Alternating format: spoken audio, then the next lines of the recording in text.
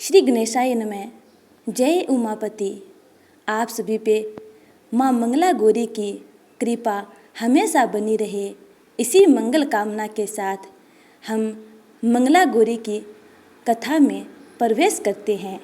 एक नगर में एक व्यापारी अपने पत्नी के साथ सुखी से जीवन व्यतीत कर रहा था।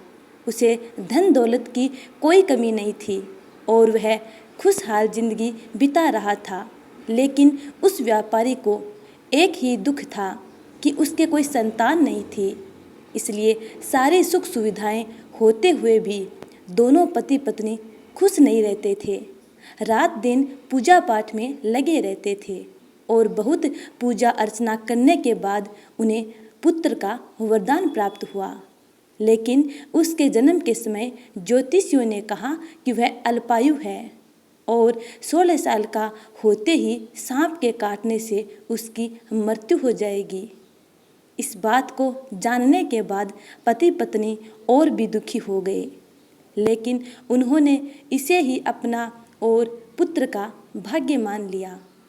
उन्होंने 16 साल की उम्र से पहले ही अपने बेटे का विवाह एक सुकन्या से कर दिया।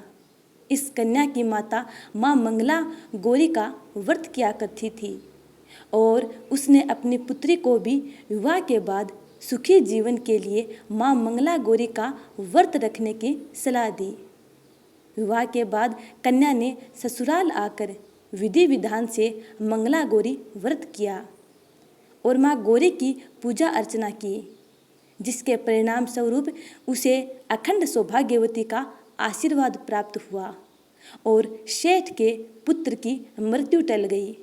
तभी से माँ मंगला गौरी व्रत की मान्यता और भी बढ़ गई। यही कारण है कि सभी माताएं और बहनें मंगला गौरी व्रत रखती हैं अपने सुहाग और पुत्र की लंबी आयु की कामना के लिए, और माँ गौरी उनकी हर कामना पूर्ण करती है। उम्मीद करती हूँ कि आपको यह कथा अच्छी लगी है।